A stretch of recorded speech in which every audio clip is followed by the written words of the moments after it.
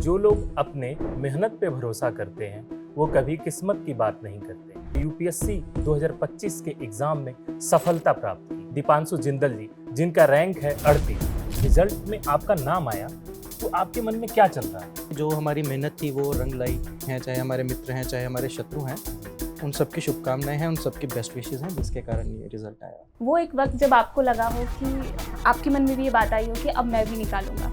Private वाला भी उतनी ही सर्विस कर रहा है जितनी हम कर रहे हैं, पर आपको अपनी स्ट्रेंथ्स वीकनेसेस देखनी पड़ेंगी कि आप कहाँ बेहतर काम कर सकते हैं। ऐसा कोई आया मोमेंट कि यार यूपीएससी मेरे बस की बात है?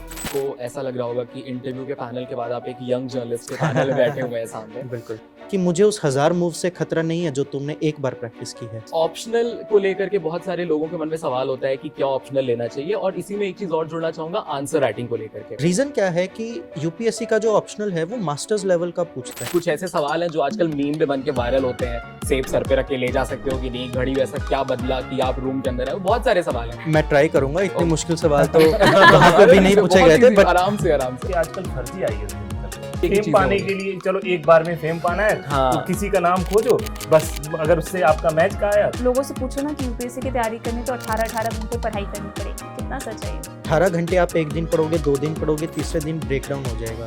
नॉन यूपीएससी थोड़ा सा आप अपनी हॉबीज रखें। मिक्स वाले सॉन्ग नहीं यार, वो तो नहीं सुना है, मतलब इतना भी मैं माना 3 अटेम्प्ट्स हो गए हैं, पर इतना भी मत करो यार। जीत को तो सब सेलिब्रेट करने आ जाते हैं, हार में कौन आया आपको? एक सक्सेसफुल पर्सन के साथ, नॉट पीछे, उसके एक साथ हमेशा एक महिला होती है। ये सिर्फ टॉपर का नाम देख देख के आप कोचिंग्स मत जाइए। वह पथ क्या, पथिक कुशलता क्या, जिस पथ पर बिखरे शूल ना हो, नाविक की धैर्य परीक्षा क्या, धाराएं यदि प्रतिकूल हो। कहते हैं कि जो लोग अपने मेहनत पे भरोसा करते हैं वो कभी किस्मत की बात नहीं करते। एक ऐसे ही युवा आज हमारे साथ हैं जिन्होंने अपने मेहनत को सबसे ज्यादा तवज्जो दी और यूपीएससी 2025 के एग्जाम में सफलता प्राप्त की। एक ऐसी सफलता जिसमें इनका परिवार, इनके दोस्त, इनके आस पड़ोस के लोग भी खुश हैं। तो चलिए स्वागत करते हैं दीपांशु जिंदल जी, जिनका रैंक है 38। बहुत बहुत स्वागत है दीपांशु जी आपका हमारे कड़क पॉडकास्ट में। दीपांशु जी, आज हम बात करेंगे आपकी यूपीएससी की जर्नी की, जिसमें हमारे साथ हमारे कलीग भी आपसे क्वेश्चन करेंगे। हमारे साथ हमारी कलीग है उजाला जी और वात्सल जी और अंकित जी। दीपांशु जी, सबसे पहला मेरा एक सवाल है कि जब आपका यूपीएससी 2025 का रिजल्ट में आपका नाम आया तो आपके मन में क्या चल रहा था? देखिए, अभी मैं करंटली हरियाणा सिविल सर्विसेज में कार्यरत हूँ। मैं यमुनानगर में पोस्टेड था। उस समय तो एक मीटिंग चल रही थी जब रिज़ल्ट आया, तो काफ़ी अच्छा लगा। काफ़ी एक ये होता है कि जो हमारी मेहनत थी वो रंग लाई, इतने सालों का जो स्ट्रगल था वो अल्टीमेटली एक अच्छे फ्रूटफुल एंड पे आ गया, तो डेफिनेटली एक अच्छी फीलिंग थी। तो आपकी जब आपका रिजल्ट आया तो आपके लाइफ में कुछ ऐसे लोग भी थे जो आपको कभी फ़ोन नहीं करते थे, लेकिन उस दिन उनका फ़ोन आया? जी, ऐसा होता ही है, इट्स नॉर्मल। काफ़ी होते हैं, मतलब जिनके साथ चलो थोड़ी अनबन भी होती है, जिनके साथ हम यूजुअली, बट इट्स फाइन। उनका वो है, उनको अब ठीक लग रहा है। There is nothing much to add to it. वो कर रहे हैं तो हमारा भी फ़र्ज़ है, जो भी हमें शुभकामनाएं दें, जैसे भी हैं, चाहे हमारे मित्र हैं चाहे हमारे शत्रु हैं, उन सबकी शुभकामनाएं हैं, उन सबकी बेस्ट विशेस हैं, जिसके कारण ये रिजल्ट आया। तो आपका ये रिजल्ट आया तो आपका कौन सा अटेम्प्ट था ये यूपीएससी का? ये मेरा यूपीएससी में 3rd अटेम्प्ट था और मेरा 2nd इंटरव्यू था ये। अच्छा, 2nd अटेम्प्ट था। तो आपने जब आपने यूपीएससी के बारे में सोचा, मतलब पहली बार जब सोचा होगा कि मुझे यूपीएससी की प्रिपरेशन करनी चाहिए, तो क्या आपने कभी किसी आसपास के लोगों को देख के ये शुरुआत किया था? कोई तो ऐसा व्यक्ति रहा होगा, जैसे बहुत लोगों के मोटिवेशनल लोग होते हैं कि इनके द्वारा हम मोटिवेट हुए, तो आपका कौन था ऐसा व्यक्ति? जी, शुरू से ही एक सेंस ऑफ सर्विस था कि हमने देश के लिए, लोगों के लिए कुछ करना है। हम एक अच्छे बैकग्राउंड से आते हैं, हमारी एजुकेशन अच्छी थी, कॉलेज मेरा Shri Ram college of commerce था, तो थोड़ा सा वहाँ पे प्राइवेट बेंड भी था कि प्राइवेट नौकरी करेंगे, कुछ अच्छा बढ़िया करेंगे। पर मेरे सिस्टर सर्विसेज में थे, तो उस वजह से कई बार हो जाता है कि जैसे हम बोलते हैं घर की मुर्गी दाल बराबर। हाँ। कि मेरे को था कि चलो सिस्टर ऑलरेडी सर्विस में है, तो मैं अपना प्राइवेट में कुछ अच्छा करूं। बट धीरे धीरे फिर मेरे को समझ में आया कि जो चीज़ें हमें मिली हैं, जैसे आपने किस्मत की बात करी, मेहनत की बात करी, हमें एक अच्छा एजुकेशन मिला, अच्छे पेरेंट्स, एक स्टेबल फाइनेंशियल स्थिति सारी हमें मिली, वो किस्मत का रोल है। तो ये सब मिलने के बावजूद भी अगर हम पैसे के पीछे दौड़ते रहेंगे देन वो एक डिससर्विस है गॉड के प्रति, सोसाइटी के प्रति, हमारे पेरेंट्स के प्रति। तो तब मेरे को थोड़ा सा ये फील हुआ कि जो बाकी लोग हैं, मैं कॉलेज में काफ़ी काम करता था, जो थोड़े दूसरे अनप्रिविलेज्ड बच्चे होते थे उनको पढ़ाते थे हम एनएसएस में। अच्छा अच्छा। तो फिर मेरे को तब पता लगा कि जो ये बच्चे हैं इनमें सिर्फ अपॉर्चुनिटी की कमी है। ये टैलेंटेड हैं, ये हार्ड वर्किंग हैं बच्चे। और 2 बच्चे जिनको मैंने पढ़ाया उनका खुद श्री राम कॉलेज में, दौलत राम कॉलेज में एडमिशन हुआ। अरे वाह। तो वहाँ से मेरे को एक चीज़ क्लियर हुई कि सिर्फ अपॉर्चुनिटी की कमी है, तो क्यों ना ऐसा काम किया जाए। देखिए मेहनत हर सेक्टर में है, हाँ हाँ। और वो सर्विस भी हर सेक्टर में है। प्राइवेट वाला भी सर्विस कर रहा है, देश हाँ। को पैसे कमा के दे रहा है, या एनजीओ है, यूपीएससी है। फिर जो भी मैंने अपना एनालिसिस किया, मेरे को लगा कि this is the best way forward. इसमें सबसे ज़्यादा मेरे को स्कोप मिलेगा काम करने का इन चीज़ों पे जिन पे मैं चाहता हूँ। तो आपने जिनका आपके द्वारा जिनका एडमिशन हुआ, जी। तो कभी उनके परिवार वाले आपसे मिलते हैं? क्या कहते हैं वो आपको? कुछ ऐसा तो कहते होंगे बेटा कुछ तो आशीर्वाद, या फिर ऐसा कुछ जैसे नहीं होता गांव में लोग जी, कहते जी, यार उसकी वजह से उसने पढ़ाया मेरे जी, बेटे का इतने अच्छे कॉलेज में एडमिशन हो गया। तो ऐसा कुछ ऐसा मूवमेंट बताइए। हाँ, मतलब ऐसा नहीं है कि सिर्फ हमारे कारण हुआ, डेफिनेटली उन्होंने काफ़ी हार्ड वर्क किया, हमारी सिर्फ थोड़ी सी चलो सपोर्ट रही उस टाइम पे। तो जो उनके पेरेंट्स हैं वहीं पे रहते थे हमारे कॉलेज के साथ ही, वहाँ पे एक उनका वो था, रेजिडेंशियल एरिया था, तो उनसे मिलने जाते थे, काफ़ी वो खुश होते थे। डेफिनेटली उनके मतलब परिवार में पढ़ाई तो दूर की बात, मतलब एक एसआरसीसी में मतलब बच्चे का उसका एडमिशन हुआ, अभी भी मैसेज आता है, अभी सुबह भी उसका मैसेज आया कि अब मेरा हो गया यहाँ पे क्लियर, तो उसको भी है कि मैं यूपीएससी की तैयारी करूँ। एंड मैं बहुत होपफुल हूँ एंड बेस्ट विशेस देता हूँ ऐसे सब बच्चों को कि आप आगे करें, अपनी मेहनत करें, और जहाँ पे हमारी सपोर्ट की रिक्वायर्ड है वी विल डू। और आप भी यहाँ पे आएँ और अपनी टॉक दें रैंकर बन के। ओके। दीपांशु जी, जैसे आपने कहा कि आपने जिन बच्चों को पढ़ाया है वो भी अब आपसे इंस्पायर हो रहे हैं, कह रहे हैं कि भैया ने निकाल लिया अब मैं भी निकालूंगा। जी। वो एक वक्त जब आपको लगा हो कि आपके मन में भी ये बात आई हो कि अब मैं भी निकालूंगा, वो कोई एक मोमेंट अगर आपको याद हो? देखिए एज सच कोई स्पेसिफिक मोमेंट नहीं था, जो ऐसे लाइफ डिसीजंस होते हैं हमारे कि हमने क्या करना है लाइफ में, प्राइवेट में जाना है, एनजीओ में जाना है, यूपीएससी में जाना है, एक बहुत ही सोची हुई, मतलब आराम से बैठ के शांत होके एक डिसाइड की हुई ये एक चीज़ थी। ऐसा एज सच कुछ वन मोमेंट नहीं है, मल्टीपल मोमेंट्स ऐसे थे जहाँ पे बार बार मेरे को ये रीइंफोर्स होता गया कि यार this is the way to go forward.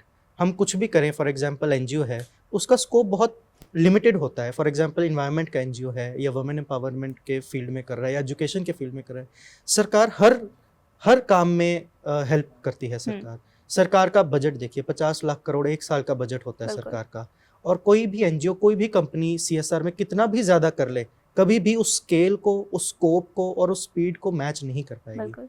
हमने अगर सर्विस भी करनी है, अगर हम कुछ और करें, हमें सारा कुछ स्क्रैच से शुरू करना पड़ेगा।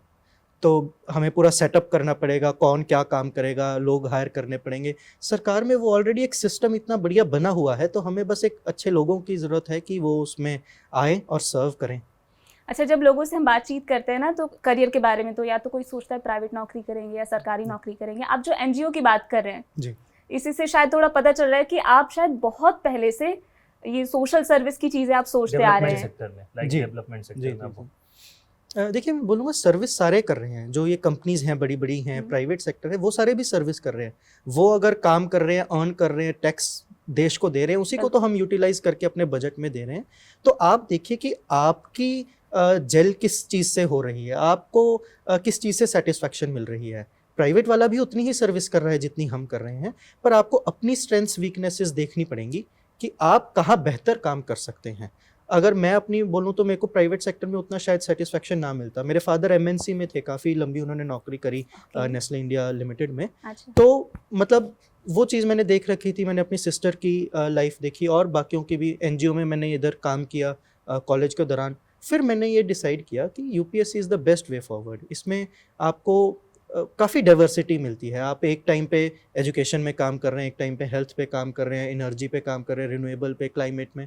तो वो मेरी पर्सनैलिटी थी, तो मेरे को लगा कि मेरा this is the best way forward. किसी के लिए वो ठीक हो सकता है, किसी के लिए नहीं। तो आप अपना पहचानें कि आप कहाँ सेटिस्फाइड हैं, अच्छे से काम कीजिए, वही देश के लिए सर्विस है। अच्छा दीपांशु जी, जब आप एग्जाम के बारे मतलब ऐसा कोई आया मोमेंट कि अरे यार यूपीएससी मेरे बस की बात नहीं, कब आया और उस समय आपको किसने संभाला, किसने ऐसा मोटिवेट किया, आपकी दीदी, पिताजी, माताजी, किसने ऐसा, आप उनके बारे में थोड़ा बताइए, उस मोमेंट के बारे में।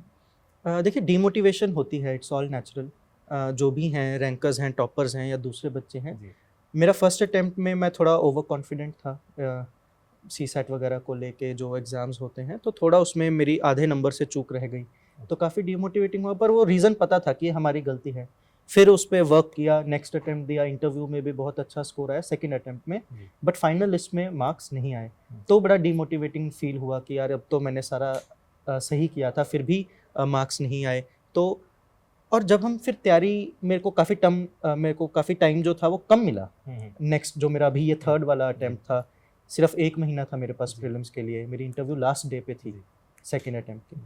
तो बार बार फील होता था कई बार कि यार भी शायद नहीं हो रहा है, शायद ये गलत चॉइस ले लिया, कुछ मेरी स्ट्रैटेजी थोड़ी डिफरेंट थी। जी। बाकी सारे मतलब जो मेन स्ट्रीम चलता है, हाँ। मैं थोड़ा उससे, मेरे से नहीं होती थी वैसी कॉमर्स, तैयारी। आपकी कॉमर्स, आपका ऑप्शनल कॉमर्स? कॉमर्स मेरा ऑप्शनल था, अच्छा। ग्रेजुएशन भी मेरा वही था। अच्छा अच्छा। और इन जनरल भी जो सोर्सेज को लेके या न्यूज़पेपर नोट्स वगैरह को लेके जो सारी चीज़ें होती हैं, मेरी थोड़ी अलग थी, मेरे से नहीं होता था जो मेन स्ट्रीम चीज़ें हैं।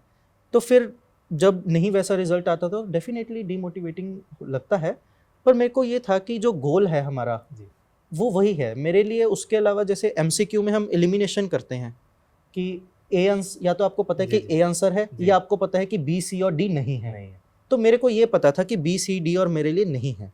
प्राइवेट में मैं नहीं कर सकता हूँ काम, एनजीओ वगैरह में मैं नहीं अच्छा कर सकता हूँ, और जो प्राइवेट बिजनेसेस वगैरह हैं, तो मेरे को पता था कि this is the way forward. मुझे पता था कि मुझे इस सेक्टर में काम करना अच्छा लगेगा और उसमें नहीं, मैं जी। उसमें सुटेबल। बिल्कुल, ये मेरे को एक थोड़ी अंडरस्टैंडिंग थी।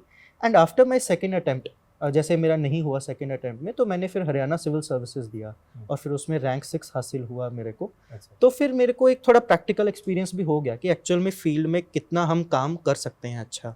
तो ये मेरे लिए एक मोटिवेशन था ही। ऐसा नहीं है कि ये डीमोटिवेशन जो ये सारी फीलिंग्स हैं ये बंद हो जाएंगी, हाँ। होती रहेंगी, but turn up anyway, despite of that, instead of, nevertheless U turn up, और आप करिए और आपको एक अच्छा रिजल्ट आपको मिलेगा। आप हमारे कलीग वात्सल जी कुछ आपसे पूछना चाहते हैं? दीपांशु सर, बहुत स्वागत है आपका कड़क में। और हम बेसिकली आज, आपको ऐसा लग रहा होगा कि इंटरव्यू के पैनल के बाद आप एक यंग जर्नलिस्ट के पैनल में बैठे हुए हैं सामने। बिल्कुल। बहुत छोटे छोटे से सवाल हैं, कुछ लगातार सवाल होंगे। मैं बेसिकली फोकस करना चाहूंगा उस चीज पे, that is the core part of the UPSC, the syllabus and the preparation. हम आज के टाइम पे हैं और सोशल मीडिया कह लीजिए, कंटेंट कह लीजिए, भरमार है। किताबें मिलेंगी आपको, पूरा राजेंद्र नगर भरा पड़ा है, पूरा मुखर्जी नगर भरा पड़ा है, किताबों मतलब जितनी किताबें हैं उस दुकानों में सब में किताबें सजी हुई हैं।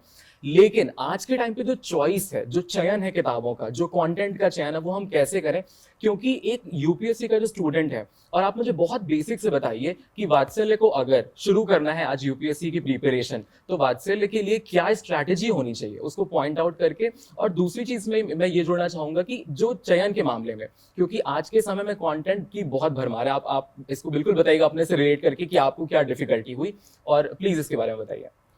देखिए, आपने बिल्कुल सही बोला कि कंटेंट भरा पड़ा है। अलग अलग कोचिंग की अलग अलग कंपाइलेशंस हैं। न्यूज़पेपर करें कि पीटी 365 करें, नोट्स करें कि नहीं करें, न्यूज़पेपर पढ़ें, और जो भी अलग अलग कोर्सेज़ हैं सबके भरमार है, उसमें कोई दो राय नहीं है। इसमें मैं आपको एक चीज़ बोलता हूँ, मेरी हॉबी भी है, और ये मेरा मतलब this comes natural to me कि जो कोट्स वगैरह या शॉर्ट स्टोरीज़ इधर उधर से हम मूवीज़ वगैरह से देख लेते हैं ना, उससे मैं काफ़ी अंडरस्टैंड करता हूँ चीज़ें।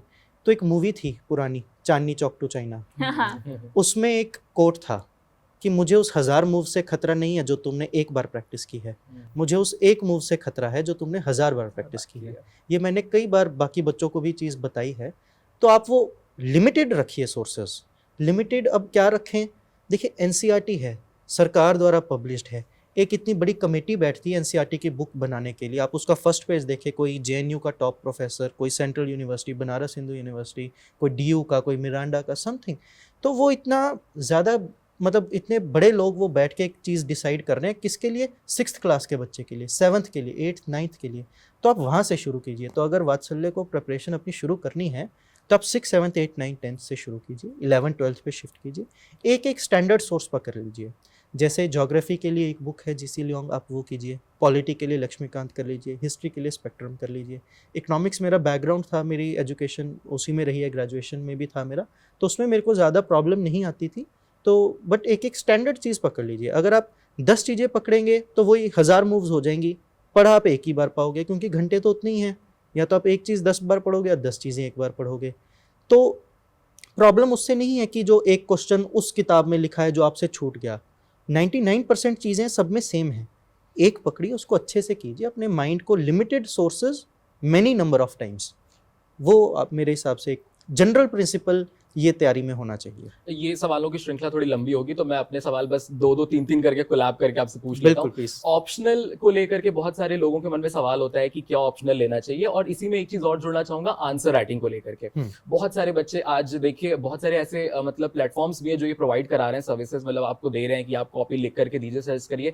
एक मॉडल आंसर राइटिंग दीपांशु जी को क्या लगता है कि ये होनी चाहिए, और उसमें किस तरीके से हम अपने कॉन्सेप्ट को बताएं कि वो जो वहां पे लोग हैं चेक करने वाले, या फिर उनको पसंद आ जाए, या फिर वो सही हो। आपके लिए एक आइडियल आंसर राइटिंग का क्या प्रोसेस होगा, वो बता दीजिए। फर्स्ट ऑफ ऑल जो ऑप्शनल को लेके क्वेश्चन था, मेरे को ये लगता था कि जो हमारा ग्रेजुएशन सब्जेक्ट है, ग्रेजुएशन मिनिमम है, आपको यूपीएससी कोई भी बच्चा देगा उसने ग्रेजुएशन कर रखी होगी, तो जो जिसमें आपने ग्रेजुएशन करी है, मैं ये मानता था कि उसी को हम अपना ऑप्शनल रख लें। रीज़न क्या है कि यूपीएससी का जो ऑप्शनल है वो मास्टर्स लेवल का पूछता है, ये मास्टर्स या फॉर एग्जांपल प्रोफेशनल लेवल का। तो अगर आप कोई और चूज़ करते हैं तो एक तो जो 3 साल आपने ग्रेजुएशन करी वो एक तरीके से आपके यूज़ में नहीं आई, एंड सेकेंडली जो आप कोई और ऑप्शनल ABC लेंगे उसमें आपको 11th 12th और ग्रेजुएशन दोबारा से करनी पड़ेगी एक तरीके से माइंड में, और वो आपको 1 साल में करनी पड़ेगी। तो मेरे को लगता था कि वो स्क्रैच से शुरू करने के बजाय हमारा ऑलरेडी एक बेस है। 11th 12th में हमने जैसे मैंने कॉमर्स ली, मैंने ग्रेजुएशन SRCC से करी, तो एक बहुत अच्छा बेस हमें मिल गया। तो क्यों ना हम उसको एक as a launch pad use करें रादर देन जो कॉमनली सॉट आफ्टर जो ऑप्शनल्स हैं, एंथ्रो है, सोशियोलॉजी है, PSIR वगैरह है, जिन बच्चों को वो अच्छे लगते हैं subjects, that is a separate thing. अगर आपको इंटरेस्ट है एंथ्रो में, आपको इंटरेस्ट है सोशियोलॉजी में, PSIR में, फ़िलॉसफी में, तो आप वो परस्यू कीजिए, क्योंकि ऑप्शनल एक ऐसी चीज़ है जो आपको ज़्यादा पढ़ना पड़ेगा, डीप में पढ़ना पड़ेगा। तो अगर आपका इंटरेस्ट नहीं है तो दैट इज़ अ प्रॉब्लम।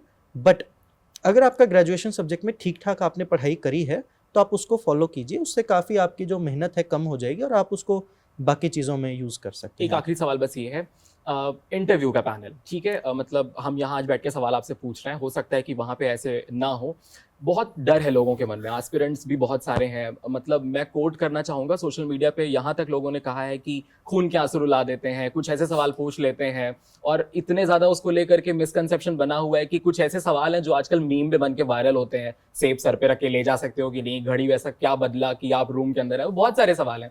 आपके इंटरव्यू में क्या कुछ अलग था, आपका एक्सपीरियंस कैसा रहा उन मतलब सीनियर IAS के बीच में जो पैनल होता है, व्हाट इज योर एक्सपीरियंस? और एक आखिरी में बस आपसे ये पूछना चाहता हूँ, एक सीरीज बनी है एस्पिरेंट TVF की, जो लोग देखे हैं, और अगर आपने वो देखी है तो आपको वो कैसी लगी? और दूसरी चीज, जो राजेंद्र नगर का कल्चर है बेसिकली UPSC एस्पिरेंट का, कितना मुश्किल होता है एक एस्पिरेंट के लिए उस जर्नी को चल करके वहां तक पहुंचना? आपने भी वो फेस किया होगा, और आप तो सर्विस में रह करके फेस किया वात्सल्य ने एक साथ 3 सवाल पूछ लिए, आप पहले कौन से सवाल का जवाब देना नहीं, तीनों चाहेंगे? को लैब कर लेगा, आंसर देने की कैपेसिटी तो आई थिंक इंटरव्यू वाले पैनल से होगी। मैं ट्राई करूंगा, इतने Okay. मुश्किल सवाल तो वहाँ पे भी नहीं पूछे गए थे, बट आराम से तो first of all with respect to interview, जो ऐसी चीज़ है कि खून के आंसू टाइप्स, वो सब नहीं होता है, काफ़ी कॉर्डियल होता है। मैंने 2 इंटरव्यूज़ दिए हैं, दोनों में अच्छा स्कोर रहा है मेरा। पहले में 183 198 था, अभी कॉर्डियल होता है काफ़ी अच्छा, ऐसा ही इनफॉर्मल कैजुअल एटमॉस्फेयर होता है। Casual not to say that कि आप वहाँ पे कैसे भी बैठें, फॉर्मल होता है, but they make you feel at home. और जैसे कन्वर्सेशन हम किसी भी रिस्पेक्टेड पर्सन के साथ करेंगे, फॉर एग्जांपल यहाँ पे अगर कल कोई भी सीनियर ब्यूरोक्रेट आते हैं, हम उनके साथ एक अलग तरीके से बैठेंगे, उनको it is a way of showing respect, तो वो वहाँ पे रहता है। एज सच ऐसे क्वेश्चंस जो मीम या वायरल मटेरियल होते हैं वो ऐसे नहीं पूछे जाते वहाँ पे। अभी तक मैंने 2 इंटरव्यूज़ फेस किए हैं, या जो बाकी बच्चे भी बताते हैं, एक्चुअल में ऐसे क्वेश्चंस नहीं होते। एंड सेकंड क्वेश्चन क्या था आपका? जो एस्पिरेंट सीरीज को लेकर के था। मैंने उसका शायद फर्स्ट सीज़न पूरा भी नहीं देखा है, तो ठीक है अगर उन्होंने थोड़ा सा बढ़िया बताया। I have not seen it. इसी पे एक सवाल ऐसा बनता है कि रियल लाइफ में और रियल लाइफ में, उस जो उसमें सीरीज है और अभी आप लोग की लाइफ जो चल रही, कितना अंतर है? हाँ, और एक चीज और जोड़ना चाहूंगा समीर भैया, उसके अंदर जो एक आजकल कल्चर है ना यूट्यूब का, आईएएस एंट्री को लेकर के बड़ा लोग धमक बना करके रील जो है उतरते हुए गाड़ी से एकदम, उसका मतलब ये चीज है, ऐसा लगता है आपको गाड़ी से उतरते हुए भी कुछ, मतलब ऐसा कुछ समथिंग? देखिए, दो चीज़ हैं। फर्स्ट ऑफ ऑल, जैसे एस्पिरेंट्स का रील और वर्सेस रियल का है, मैंने सुना है कि उन्होंने काफ़ी अच्छा कैप्चर किया है कि ओआरएन का, जैसे आपका तीसरा क्वेश्चन भी यही था कि ओआरएन का कल्चर, ओल्ड राजेंद्र नगर का कल्चर कैसा है। मेरे को थोड़ा सा वो टॉक्सिक लगता था, वहाँ पे बहुत सारे बच्चे, अब आजकल के ज़माने में वैसे भी कोविड के बाद हार्डली, मैंने तो खुद शायद ही कोई क्लास ऑफलाइन की है। स्टार्टिंग में मैंने ऑफलाइन क्लासेस की थी, उसके बाद मैंने सारी प्रिपरेशन अपनी ऑनलाइन की है। तो मैं ये बोलूँगा कि अगर आपका घर पे एटमॉस्फेयर ठीक है, पढ़ाई का एटमॉस्फेयर ऐसा नहीं है कि कोई भी आई चली जा रहे हैं, रिश्तेदार फुल टाइम, आपका टाइम वेस्ट हो रहा है, दोस्त आई जा रहे हैं, अगर वैसा नहीं है, आप पढ़ सकते हो घर पे, तो प्लीज़ आप घर पे रह के अच्छे से पढ़ाई कीजिए, ऑनलाइन सोर्सेज रेफ़र कर लीजिए। और जो रील वर्सेस रियल का था, वो आई थिंक जो एस्पिरेंट्स वो है उसने अच्छे से कैप्चर किया है वो चीज़। जो क्वेश्चन था आईएएस एंट्री को लेके, जो मोटिवेशनल वीडियोज़ वगैरह बनती हैं, देखिए जो ये मोटिवेशन वाला कॉन्सेप्ट है ना, उसको देख के अगर आप मोटिवेट हो रहे हैं तो वो थोड़ा सा एक, मतलब बहुत ही शॉर्ट टर्म और एक फिकल चीज़ है, बहुत ही शैलो चीज़ है वो। लेकिन हाँ, और आप मान लीजिए ऐसी जगह पोस्टेड हैं जहाँ पे आपको कार ही नहीं मिली है। जब मैं यहाँ पे गया था यमुनानगर में, स्टार्टिंग में मेरे पास मतलब कार ड्राइवर मतलब नहीं था, अभी है, तो फिर क्या आप मतलब काम करना बंद कर देंगे? Will you not be motivated to work? तो वो चीज़ें बहुत ही शैलो हैं और वो उनको खुद पता लग जाएंगे जब आप क्लियर करेंगे, आप जाके वहाँ होते ना, जो चीज़ नहीं मिली होती वही हमें जाके मोटिवेट करती है। जब आपको मिल जाएगी तो ऑटोमेटिकली शायद वो आप थोड़ा उससे स्टेबल हो जाएंगे, आपको उतना वो नहीं फील करेगी। दीपांशु जी, इससे रिलेटेड मैं आपसे एक सवाल पूछना चाहूँगी। कई लोग, मतलब आजकल तो ऐसा है कि लोग ग्रेजुएशन में ही सोचने लगते हैं कि मुझे तो यूपीएससी करना है, लोग 11th में ही सोचने लगते हैं मुझे यूपीएससी करना है। किन्हें यूपीएससी नहीं करना है, होता है ना, हर इंसान हर चीज़ नहीं कर सकता है, किन्हें यूपीएससी नहीं ट्राई करनी चाहिए, क्योंकि इसमें आपका एक बहुत गोल्डन एज इसमें लग जाता है, आपकी 20 से 25-30 साल तक की उम्र इसमें लग जाती है। किन्हें यूपीएससी की तैयारी नहीं करनी चाहिए, आप क्या कहना चाहेंगे इस पर? देखिए, नहीं करनी चाहिए का it would not be right for me to say, okay. क्योंकि कितने ही बच्चे डाइवर्स बैकग्राउंड से, कोई अंडर प्रिविलेज से है, कोई बिल्कुल ही एलीट बच्चा है, किसी ने बहुत अच्छी एजुकेशन हासिल करी है, कोई बिल्कुल एवरेज बच्चा। और आजकल तो काफ़ी ट्विटर पे जो सीनियर ब्यूरोक्रेट्स हैं कई बार अपनी मार्कशीट शेयर करते हैं कि उनके 10th में उनका रीअपियर आया था या 12th में काफ़ी कम मार्क्स आए थे, फिर भी वो बहुत अच्छा काम कर रहे हैं। यूपीएससी इतना डाइवर्स फील्ड है ना कि हर कोई वहाँ पे सक्सेसफुल हो सकता है। पर किनको नहीं करनी चाहिए कि अगर हम स्पेसिफिकली बात करें, देखिए कई बच्चों का होता है ना, कुछ पैशन होता है, जैसे मान लीजिए आपका कोई इंस्ट्रूमेंट है, आप गिटार बजाते हैं, आपका पैशन है वो, तो आप उसको फॉलो कीजिए। आप फिर ये आईएएस एंट्री वाली रील्स देख के मोटिवेट मत होइए, आप मोटिवेट होइए कोई जो भी गिटारिस्ट होंगे बड़े, उनको देख के। आप स्पोर्ट्स खेलते हैं, आपका पैशन है कि आपने इसमें करियर बनाना है, तो आप उधर फोकस कीजिए। तो जनरल प्रिंसिपल एक ये है कि जो आपका पैशन है, आपको लगता है कि इसमें आप सेटिस्फाइड होंगे और एक देश को सर्विस कर पाएंगे, आप वो चीज़ फॉलो कीजिए। और यूपीएससी में क्या है, देखिए सिटिंग मिनिमम थोड़ी सी रिक्वायर्ड है। आप ऐसा नहीं अब बोल सकते हैं कि भाई मैं बिना पढ़े कैसे करूं। कई बार बच्चों के मैसेजेस आते हैं, शॉर्टकट बता दीजिए या मेरे को कोई एक बुक ऐसी बता कोई दीजिए, टैबलेट बता दीजिए। हाँ, तो एक वो जो रैपिड कोर्स नहीं होता कि 3 महीने में यूपीएससी निकाले, हाँ, वैसे टाइप। हाँ, तो वो दिन चीज़, दहाड़े यूपीएससी निकाल, बहुत बिल्कुल। सारे एडवर्टाइजमेंट। तो आप अपना खुद एक थोड़ा इंट्रोस्पेक्ट कीजिए, थोड़ी स्ट्रेंथ, अपनी वीकनेस आप देखिए और आप उसमें देखिए कि आप क्या अच्छा कर सकते हैं। एक इकिगाई करके बुक है, उसमें काफ़ी अच्छा एक परफॉर्मा सा है कि जिसमें आप अच्छे हैं, जिसकी देश को ज़रूरत है, जिसमें लोगों की ज़रूरत है, और उसमें आप थोड़ी कमाई कर सकते हैं जिससे आपका घर चलता रहे, वो आपका चीज़ होनी चाहिए। तो वो अगर एनालिसिस करके आपका कोई और प्रोफेशन आता है, जैसे फॉर एग्जांपल काफ़ी बच्चे होते हैं उनकी फाइनेंशियल सिचुएशन उतनी अच्छी नहीं होती, तो वो पहले जॉब करना प्रेफर करते हैं, फिर वो धीरे धीरे अपनी तैयारी करते हैं या नहीं भी करते। तो सभी के सर्कमस्टांसेस के अकॉर्डिंग, जैसे हमने पहले बात करी किस्मत को लेके और मेहनत को लेके, तो वो एक बहुत ही कॉम्प्लेक्स एक वेब है, उसके अकॉर्डिंग आप उसको एनालाइज कीजिए, आप थोड़ी हिम्मत रखिए, उसके बाद जो आप डिसीजन ले रहे हैं that would be the right decision for you.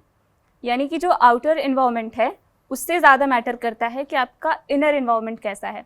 बाहर अगर एजुकेशन की आप बात कर रहे हैं, आप बात कर रहे हैं कि उनकी फाइनेंशियल कंडीशन कैसी है, ये बाद में आएगी, क्योंकि कई लोगों की ऐसी चीज़ें अच्छी नहीं है फिर भी वो निकाल रहे हैं, लेकिन जब तक आप अपने मन में उस जंग को जीतने की नहीं ठान लेंगे तब तक वो चीज़ नहीं हो पाएगी। वही स्टार्टिंग में मैंने वही बोला, जब तक आपको अपने मेहनत पे भरोसा नहीं है तब तक आप नहीं कर पाओगे। किस्मत के भरोसे आप नहीं रह सकते, क्योंकि यूपीएससी आपका परिश्रम देखता है, आपने कितने अच्छे वे में और पॉजिटिव किया है उस हिसाब से देखता है। और इन सब बातों के परे एक सवाल अभी आजकल बहुत ट्रेंड कर रहा है, उसको मैं पूछना चाहूंगा कि आजकल फर्जी आईएएस भी निकल रहे हैं। बहुत सही बात बोली आपने। अभी तो एक 12 रील 10 भी 11 viral तो हुई इस है। बार ही निकले हैं, क्या ढोल लगाड़े के साथ निकल गए, उसके बाद घर वालों को पता तो चला क्या आईएएस नहीं बन उनको पाए। ऐसा मोटिवेशन उसी रील को देख के मिल रहा है या फिर क्यों? क्योंकि अगर आप मान लो मैं अगर प्रिपरेशन कर रहा हूँ, मुझे पता है कि मैंने प्री निकाला, मेंस निकाला, इंटरव्यू दिया, मुझे अपना रोल नंबर जुबान पे, आपके भी जुबान पे होगा, लेकिन इंसान ने बस अपना नाम पढ़ के कैसे बोल दे कि मैं आईएएस हो गया, मैं आईपीएस हो गया। इससे एक चीज और ये जोड़ सकते हैं हम कि क्या इतना हाइप बन गया है कि लोग मतलब अब ये करने पे इस तरीके की फेम चीजें पाने हो रही के हैं। लिए, चलो एक बार में फेम पाना है हाँ। तो किसी का नाम खोजो, बस अगर उससे आपका मैच का आया तो बस माला बोल दो। पहन के आगे ढोल नगाड़े के साथ निकलेंगे शहर में, मस्त वेलकम और लोग होगा भरोसा भी हमारा। कर ले रहे हैं, और लोग हाँ। भरोसा भी कर क्या रहे पता हैं। घर में बैठ के चुपचाप पढ़ रहा हो ये। हो सकता है, दिखी नहीं देखिए इतने वही चीज़ है, आई वुड नॉट उसमें कमेंट कि उन्होंने ऐसा क्यों किया, कुछ उनकी भी मजबूरियां रही होंगी तो बट वो है कि इन जनरल जो लोगों में थोड़ा हाइप वो बन गया है, वो यही रील्स के कारण थोड़ा वो हो जाते कि यहाँ से उठ के वहाँ मतलब हम दिखा दें कि भाई हम बन गए हैं, हालांकि जैसे आपने बताया कि कुछ बच्चे नहीं एक्चुअल में क्लियर करे, तो थोड़ा लोगों में भी थोड़ी सी अवेयरनेस चाहिए, है ना, कि आप उनको इतना भी ग्लोरीफाई मत कर दीजिए। जैसे मैं भी यहाँ पे कुछ भी बोल रहा हूँ तो take it with a pinch of salt, Yes. क्योंकि अब जैसे मैंने भी अपनी जो स्ट्रैटेजीज फॉलो करी वो इतनी मतलब थोड़ी मेन स्ट्रीम से अलग थी, तो हमेशा वो डर सा, जैसे फोमो हम बोलते हैं, हाँ, वो होता था हर बार। और अब मेरा क्लियर हो गया तो हम बोल सकते हैं कि हाँ दिस इज अ स्ट्रैटेजी, कि this is a topper strategy, but अगर क्लियर ना होता तो this would be any other thing. तो वही मैं आपको बोलूँगा कि अपनी मेहनत पे थोड़ा सा आप विश्वास रखें। किस्मत तो अब उसमें मैं आपको एक बता देता हूँ पॉइंट कि जैसे मैं 18 का था जब मेरे पेरेंट्स दे पास्ड अवे। हाँ। मेरे फादर की डेथ हो गई जब मैं 18 का था, फिर 2 महीने बाद मेरी मम्मा की भी डेथ हो गई। हाँ। तो वो काफ़ी एक डिमोटिवेटिंग फेज़ रहा, हम बोल सकते हैं कि किस्मत देखो। तो उसमें एक चीज़ मैं आपको बोल रहा हूँ कि बुरी किस्मत सबकी होती है, अच्छी किस्मत भी सबकी होती है। बुरी किस्मत कैसे सबकी होती है? सबकी लाइफ में कुछ ना कुछ बुरा अच्छा चलता रहता है, इसी को लाइफ बोलते हैं। तो जो आपके बुरी चीज़ें आपके साथ हुई हैं, जिनको आप कोसते हैं, भगवान को कोसते हैं या किस्मत को कोसते हैं, तो वो हो चुकी हैं, उसमें आप कुछ कर नहीं सकते हैं। This is out of your control. आपके कंट्रोल में क्या है, आप मेहनत करें। और मेरे माइंड में क्या रहता था कि जो उनकी लेगेसी है मेरे पेरेंट्स की, जो उन्होंने मेरे को सिखाया, मैं उसको कैरी फॉरवर्ड करूं। एक अच्छे ढंग में आप लोगों को हेल्प करें, और उससे काफ़ी रेजिलियंस तो चलो आती ही है, एक एम्पैथी ज़रूर आती है। लोगों से हम बेटर मेरे को होता है कि यार उनमें मेरे को सर्व करके ऐसे लगता है कि मैं अपने मतलब मदर फादर की लेगेसी को कैरी फॉरवर्ड कर रहा हूँ और उनको भी हेल्प कर रहा हूँ। तो किस्मत और जो हम मेहनत का रोल की बात कर रहे थे बार बार, जो हम घूम फिर के यही आता है काफ़ी बार, जो मोटिवेशन डीमोटिवेशन का भी थिंग है ना, this is also related to किस्मत और मेहनत का थिंग। तो आप अपनी किस्मत, अगर अच्छी किस्मत है तो आप बिलीव कर लीजिए, बुरी किस्मत को आप हरा दीजिए अपनी मेहनत से। दीपांशु जी, एक चीज़ बहुत होती है, लोगों से पूछो ना कि यूपीएससी की तैयारी करनी तो 18-18 घंटे पढ़ाई करनी पड़ेगी, कितना सच है ये? देखिए मेरे केस में मैं अपना आपको बता सकता हूँ, लार्जली मेरी एजुकेशन ठीक रही थी शुरू से ही, मतलब जो भी था, तो मैं अपना 8 घंटे वाली पढ़ाई पे ही मैं बोलूँगा दैट इज़ फाइन। 18 घंटे आप एक दिन पढ़ोगे, 2 दिन पढ़ोगे, तीसरे दिन ब्रेक डाउन हो जाएगा। जैसे एक गाड़ी है, आप उसको चलाई जा रहे हैं, तेल उसमें आपका जा नहीं रहा है, मतलब पेट्रोल भर नहीं रहे हैं, इंजन ऑयल, ब्रेक ऑयल, ये सब आप कर नहीं रहे, सर्विस आप उसकी करवा नहीं रहे, तो कभी ना कभी वो ब्रेक डाउन हो जाएगी। आई नो रियल में काफ़ी बच्चे ऐसे कि जो पेपर से पहले सोते नहीं हैं, मतलब भी मैं पढ़ लूँ और पेपर के दिन मतलब उनकी हालत ख़राब हो जाती है, जिससे आपकी परफॉर्मेंस वीक रहती है काफ़ी। तो बैलेंस एक मेंटेन करके चलें। जैसे कोट है कि अति की भली ना बोलना, अति की भली ना चूक, अति की भली ना बरसना, अति की भली ना धूप। तो जो स्टडी है वो आप अच्छी करें। आपके 8 घंटे ऐसे होने चाहिए कि किसी और के 14 घंटे के बराबर हों। तो क्वालिटी उसकी मैटर करती है। और एक और इसमें रिलेटेड कहानी है, कुल्हाड़ी, आप जो लकड़हारे होते हैं कि दोनों 8 घंटे काम करते हैं, बट एक की पाइल बहुत छोटी होती है और एक की बहुत बड़ी। मैं बहुत बच्चों को, क्योंकि एक बहुत ही जनरल डाउट है ये, काफ़ी बच्चे बोलते हैं कि सर 14 घंटे कैसे, 16 घंटे का स्टडी शेड्यूल बता दीजिए, आप तो इतना पढ़ते होंगे, वट एवर। आपके चैनल के माध्यम से भी मैं ये बता दूं बच्चों को कि इन सब चीज़ों में आप ना पढ़ें, आप अपना रेस्ट दें। जैसे वो लक्कड़हारा 2 घंटे रेस्ट देता था, अपनी कुल्हाड़ी तेज करता था वो। तो वो जो चीज़ें हैं, आप अपना फ्रेंड्स के साथ, फैमिली के साथ आप टाइम स्पेंड कीजिए। नॉन यूपीएससी थोड़ा सा आप अपनी हॉबीज़ रखें कि उससे थोड़ा माइंड आपका फ्रेश होगा और आपको चीज़ें याद भी रहेंगी और प्रोडक्टिविटी बढ़ेगी। चलिए, आपकी बात से ही आपने एक और क्वेश्चन हमें दे दिया कि आपका नॉन यूपीएससी हॉबी क्या था? देखिए, यही जो अभी मैं ये 2-3 चीज़ें आपको बीच बीच में बता रहा हूँ, these are learned from movies हो गई, कोई टीवी सीरीज हो गई, गिटार बुक्स बताया हो गई। आपने, गिटार बताया। अच्छा, हाँ, अच्छा। नहीं मैं नहीं गिटार बजाता, मैं वैसे अच्छा, इनको सुन बता लेता रहा हूँ। था। हाँ, तो सॉन्ग सुन लिए, मूवीज़ देख लिए, गाने मैं कौन से सुनते एनिमेटेड हैं बता दीजिए, बॉलीवुड की, हॉलीवुड या something, यार हरियाणा mix। हरियाणा भी। कुमार Mix। सानू वाले सॉन्ग सुनते हैं आप? नहीं यार, वो तो नहीं सुने, मतलब इतना भी मैं ओल्ड नहीं हूँ यार। माना 3 अटेम्प्ट्स हो गए हैं, पर इतना भी मत करो यार। रुचिका जांगिद या फिर सपना चौधरी के गाने सुनते हैं? नहीं नहीं, हरियाणा कल्चर का गाने नहीं सुनते मतलब। यार, actually I have just started working in Haryana, मतलब Okay। 1 साल से। I am basically from Punjab. Okay, तो मतलब एज सच कुछ फिक्स नहीं है, मतलब मेरी ना ये मतलब इन जनरल पर्सनालिटी वैसे भी है। तो पंजाबी कि- सिंगर कोई फेवरेट आपका? पंजाबी सिंगर सतिंदर सरताज। अरे अरे वाह। चलिए मैं अब थोड़ा सा सीरियस मोड में ले चलता हूँ।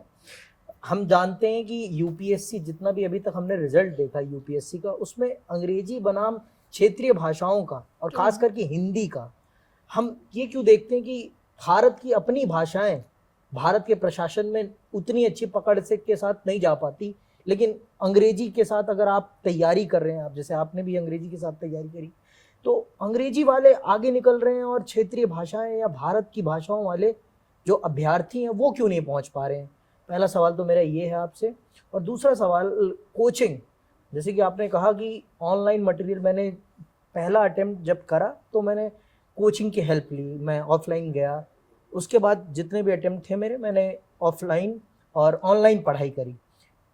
कॉस्टिंग कितनी बड़ी चीज़ है, एक सामान्य घर से आने वाला विद्यार्थी, अब आपने आपकी बातों से ही मैंने सुना, तो आपने कहा कि सबको अपॉर्चुनिटी मिलनी चाहिए जी, तो ये अपॉर्चुनिटी में कॉस्टिंग, यूपीएससी के लिए बिल्कुल। कॉस्टिंग कितनी बड़ी चीज़ हो गई है आज के टाइम पे। अगर मेरे पास वो रिसोर्सेज नहीं है, वो कॉस्ट देने के काबिल नहीं हूँ मैं, तो क्या मैं यूपीएससी कर पाऊंगा? देखिए, जो फर्स्ट क्वेश्चन था आपका कि जो सामान्य जो हमारी भाषाएं क्षेत्रीय हैं, भाषा। क्षेत्रीय भाषाएं हैं, हिंदी हो गई या वटएवर जो अभी आपकी जी। स्टेट की भाषाएं हैं, तो इसमें मैं आपको बताऊं कि क्योंकि मेरी एजुकेशन इंग्लिश में रही थी शुरू से, जो एनसीईआरटीज़ या जो बेसिक हम किताबें, जैसे मैंने ज्योग्राफी पढ़ी है, मैंने भूगोल नहीं पढ़ा है, हाँ, जी, तो उस कारण से मेरा जो मीडियम था चूजिंग का वो इंग्लिश था। पर मैं आपको बताऊं कि काफ़ी बच्चे हैं एक्चुअल में, अब तो और टॉपर्स आ रहे हैं धीरे धीरे, जो हिंदी भाषा से आ रहे हैं। अभी 2-3 बच्चे मैं आपको बता भी सकता हूँ जो मेरे से अभी उसमें पर्सनल गाइडेंस ले रहे हैं, वो हिंदी उनका मीडियम है अच्छा। और वो बहुत अच्छे हैं। आई एम वेरी श्योर कि उनमें से 2-3 बच्चे अगली बार आपके पास आएंगे यहाँ पे। तो ऐसा नहीं है, मटेरियल अवेलेबल है हाँ, क्योंकि ज़्यादातर बच्चे इंग्लिश में सीबीएसई स्कूल्स हो गए, आईसीएसई स्कूल्स हो गए, इस वजह से जो इन जनरल मटेरियल है वो इंग्लिश ओरिएंटेड है। बट हिंदी के भी बहुत सारे टॉपर्स हैं। रवि सिहाग सर का मेरे को एक हाँ। नाम याद आ रहा है, अभी भी इस दौरान भी एक है, मेरे को अभी नाम उनका भूल रहा है। तो बजरंग अ, या अभी मेरे को क्लिक नहीं हो रहा है वो चीज़, बट ऐसे टॉपर्स आ रहे हैं आगे, और काफ़ी इंस्टीट्यूट्स हैं जो अब हिंदी में मटेरियल फ्री ऑफ कॉस्ट भी प्रोवाइड कर रहे हैं। और रही प्रशासन की बात, रही प्रशासन, अब मैं जैसे हरियाणा में सर्व कर रहा हूँ, सारा जो हमारा प्रशासनिक भाषा है, सारे लेटर्स जो लिख सब हिंदी में हैं। तो वो धीरे धीरे, मतलब वो आपको करना भी पड़ेगा जहाँ पे भी आप सर्व करेंगे, बिकॉज जो सर्व करना है आपने आम जन को करना है, आम जन को इंग्लिश शायद ना आती हो, तो वो आपको देखना है कि आप कैसे उनके साथ कनेक्ट कर पाएंगे, आप कैसे उनको हेल्प कर पाएंगे। रही सेकंड क्वेश्चन की बात, कॉस्टिंग को लेके, यूपीएससी कोचिंग को लेके, देखिए क्या होता है, एक बड़ी रेकरेंट चीज़ है कि बच्चे रील्स वगैरह देखते हैं और वो अपना 2 लाख 3 लाख का फाउंडेशन कोर्स लेके बैठ जाते हैं। जो रील्स वाली चीज़ें हैं वो क्वेश्चन नहीं आएगा, ना यूपीएससी को उससे कोई लेना देना है, वो बस एक मार्केटिंग स्ट्रैटेजी है, जैसे Business। यहाँ पे न्यूज़ में भी कई बार जैसे हम करते हैं। बट आप कोई भी कोचिंग लेने से पहले आप उनकी यूट्यूब पे फ्री क्लासेस देख लीजिए। अगर आपको टीचर की अंडरस्टैंडिंग हो रही है, फिर आप उनका कोर्स लीजिए। तो मेरी हमेशा ये स्ट्रैटेजी रहती थी, पहले तो देखो फ्री, कहाँ पे है? यूट्यूब पे आज के टाइम पे इतने अच्छे एजुकेटर्स ने फ्री में चीज़ें प्रोवाइड की हुई हैं। मैं आपको नाम बता देता हूँ 2-3। हाँ, कुछ लोगों का नाम बता शिविन दें। सर हैं, हाँ, शिविन। सत्यम जैन सर हैं, आतिश माथुर सर हैं, पीयूष सर हैं एथिक्स के लिए, और बहुत सारे जो टीचर्स हैं उन्होंने फ्रीली, जो भी आपका सब्जेक्ट में आप वीक हैं, फ्रीली उन्होंने यूट्यूब पे चीज़ें अवेलेबल करवा रखी हैं। मैं लोगों को बता बता के थक जाता हूँ कि आप वो फॉलो कर लो। पता नहीं क्या होड़ मची हुई है कि नहीं, पैसे दे के और फिर उसमें फिर वो छोड़ना पड़ता है उनको फाउंडेशन, क्योंकि वो उतना अच्छा नहीं हाँ, होता सही है। बात। 2-3 लाख। राज तनिल मैम का भी आई थिंक ज्योग्राफी का वो पूरा यूट्यूब पे पड़ा हुआ हाँ, है मैंने अभी भी। सुना हुआ है वो भी। हाँ, I have not Rajasthani followed सलाह दैट, के। बट आई नो कि उनका हम्म। भी फ्री, मतलब आप कुछ भी कर लीजिए, मतलब हाँ। कोई भी सब्जेक्ट उठा लीजिए, थोड़ा सा अगर आप रिसर्च करेंगे आपको फ्री सोर्सेज। और एनसीईआरटी तो बहुत ही मतलब ऑनलाइन तो फ्री ही हाँ, पड़ी वो है तो मिल जाती एनसीईआरटी, है, हाँ। और वैसे भी बहुत ही सब्सिडाइज्ड रेट्स पे है। और मैं आपको अपनी स्ट्रैटेजी बताऊं तो एनसीईआरटी और एक स्टैंडर्ड बुक के अलावा मैंने कुछ नहीं किया है। और ये बड़ी बात है, हम ब्रेकिंग न्यूज नीचे से टिकर चलाएंगे अच्छा, कि जैसे- एनसीईआरटी जैसे- से ही निकल गया यूपीएससी। सिर्फ एनसीईआरटी से नहीं पर्टिकुलर स्टैंडर्ड बुक से तो निकल वो रील मत बना देना जिससे बच्चे गलत मोटिवेट हो जाए। इसके बाद फिर हम यही कड़क हमारी पे- रील भी वायरल हम होगी। कड़क पे दीपांशु सर, हम कड़क पे मार्केटिंग स्ट्रेटजी नहीं लगाते, हम बिल्कुल, साफ खबरें एकदम बताते हैं। साफ। लेकिन ये चीज़ एनसीईआरटी है। लिमिटेड स्टैंडर्ड बुक्स हाँ। और जो ये फ्री मटेरियल है ये सभी सर्स का, ये आप यूज कीजिए। एंड मेरे को नहीं लगता इसके अलावा आपको कुछ पहले राजेंद्र नगर और मुखर्जी नगर के आसपास में पहले एक क्या कहा जाता था कि जो ओल्ड एनसीईआरटी वो पढ़ना अच्छा है। क्या अभी भी ऐसा है कुछ? एक चीज और, तमिलनाडु की भी किताबें हैं जो प्रेफर करते हैं लोग, कि वहाँ पे जो मतलब 11th-12th की किताबें हैं सोशल की, वो भी लोग यूज कर मतलब बोलते हैं कि उसको भी पढ़ना जरूरी। इसी में ये एक सवाल ऐड है। देखिए इसमें मैं बोलूँगा ज़्यादा फर्क नहीं है। जो मैंने स्टार्टिंग में बात हाँ। बोली ना, वो 1000 मूव और 1 मूव वाली, सभी में 99% ऑफ द चीज़ें सेम सेम है, ओल्ड और न्यू में कई दोनों। बार क्या होता है कि कुछ क्वेश्चन की जो लैंग्वेज है वो उससे मिलती जुलती है, तो वो एक हाइप बन जाता है कि देखो तमिलनाडु एनसीईआरटी से आ गया, ओल्ड से आ गया, न्यू से आ गया, तो बच्चे वो शिफ्ट करना शुरू कर देते हैं। पढ़ी ओल्ड है, एक क्वेश्चन आ गया तो तमिलनाडु उठा ली, एक क्वेश्चन आ गया तो न्यू वाली उठा ली। ये भी है। ये तो सही है। जो बच्चे ऑलरेडी प्रिपेयर कर चुके हैं अपना हिस्ट्री, मैं उनको बोलूंगा अगर आपने ओल्ड की है तो आप ओल्ड करिए, कोई दिक्कत नहीं है। तमिलनाडु वाली करी है, तमिलनाडु वाली कीजिए, कोई दिक्कत नहीं है। न्यू थीम्स वाली करी है, वो कीजिए, कोई प्रॉब्लम नहीं है। बट अगर आप एक नए स्टूडेंट हैं, आप अभी शुरुआत कर रहे हैं, तो जो अभी आपके पास अवेलेबल है मार्केट में, न्यू वाली अवेलेबल होगी ऑनलाइन, आप वो पढ़ लीजिए, नो इशू एट ऑल। जो एक क्वेश्चन का उनमें डिफरेंस है ना, उससे कोई फर्क नहीं पड़ेगा आपके पेपर में। जैसे मैं आपको अपना प्रीलिम्स में बता दूं कि कट ऑफ 78-75 है हाँ। जनरल स्टडीज में, हाँ। और मेरे मार्क्स कंसिस्टेंटली 120 हैं उसमें। अच्छा।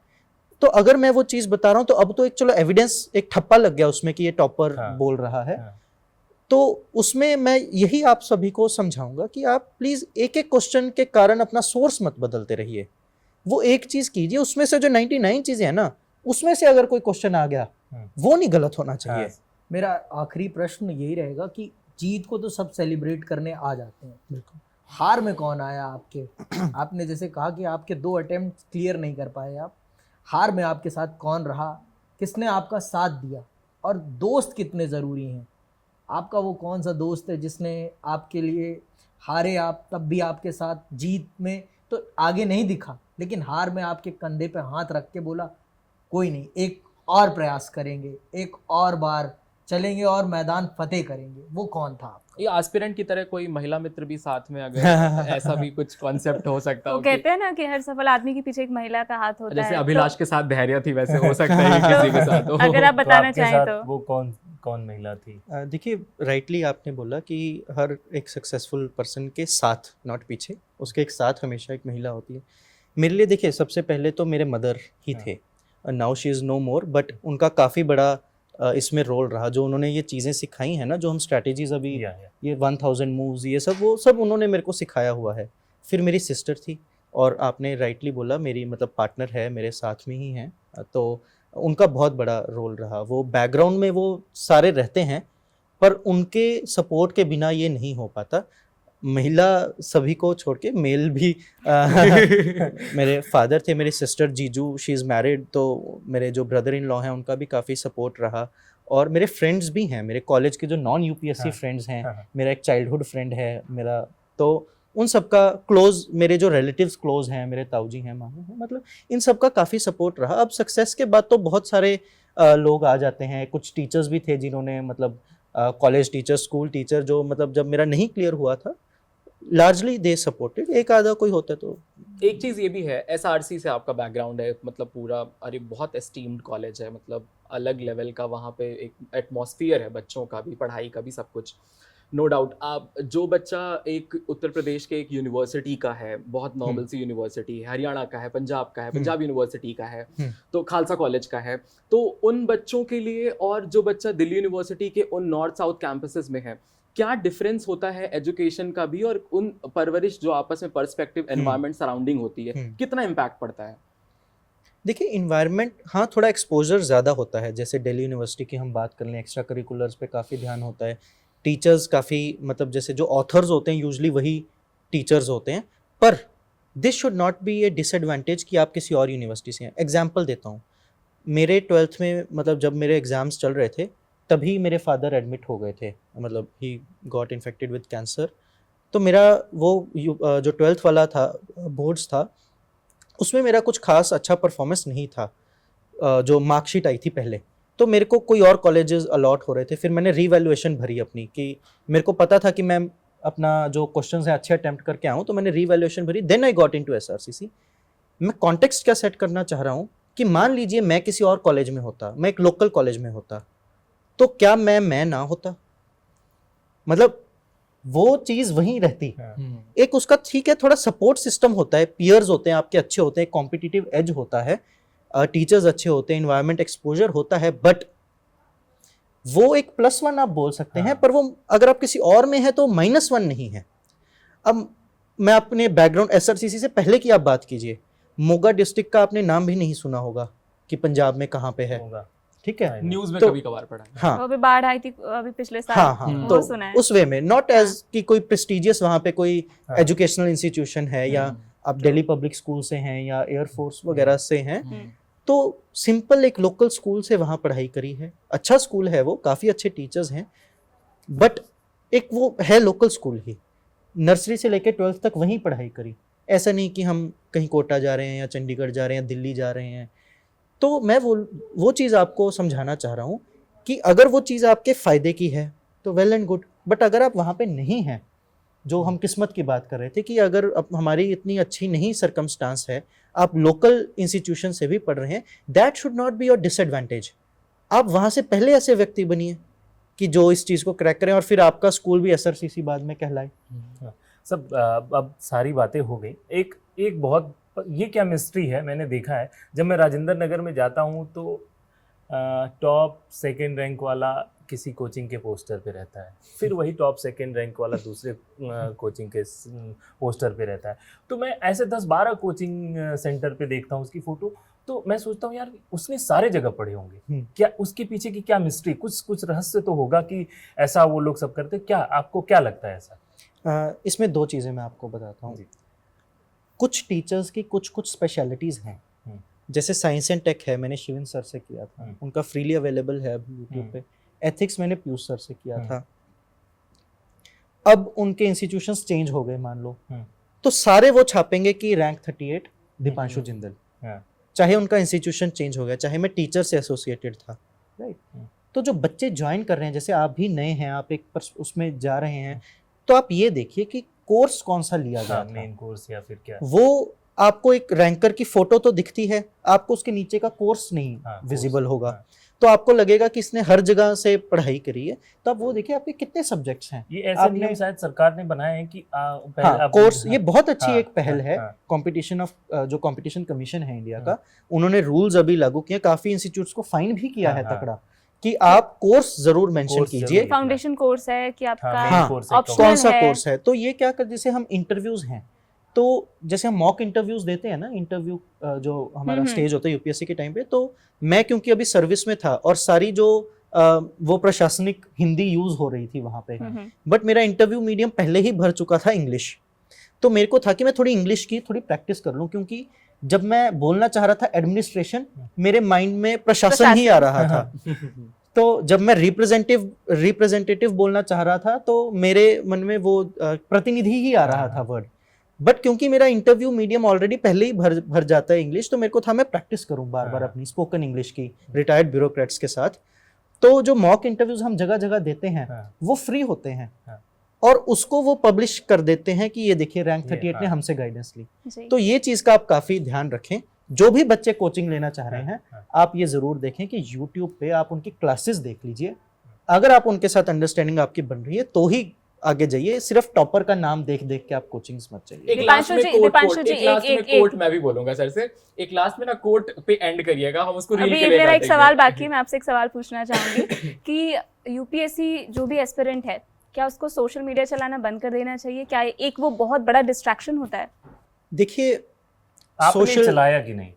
मैं चलाता था यार, मैंने जो आपको कुल्हाड़ी तेज करने वाला आप देख लो, लोग जो जो कहते हैं वो जो लोग कहते हैं कि सोशल मीडिया से दूर रहना चाहिए, लेकिन आप दीपांशु जिंदल जी से सीखिए, सोशल मीडिया चलाते हुए ही इन्होंने चलाते हुए का ये मत इन्फ्लुएंस ले, जैसे सीसैट में क्वेश्चन आते हैं ना, अजम्पशन और फिर कंक्लूजन ये नहीं है कि सोशल मीडिया यूज करते थे, लाइक जैसे चलाते थे आप भी। अभी मैं अगर आपको अपने फोन पे टाइमर दिखा दूंगा 10-15 मिनट्स टाइमर, तो आप थोड़ा रिफ्रेश हो जाए, थोड़ा यूट्यूब चला लिया, कुछ देख लिया, कुछ कॉमेडी देख लिया, कुछ शॉर्ट्स देख लिया, कोई टीवी सीरीज देख ली, तो मतलब ये सब चलता रहता है। दोस्त यार मेरे जो नॉन यूपीएससी वाले थे वो तो रील्स ही भेजेंगे, यूपीएससी वाले एस्पिरेंट्स चैनल की भेजेंगे, वो मेरे को थोड़ी फ्रेश भेजेंगे।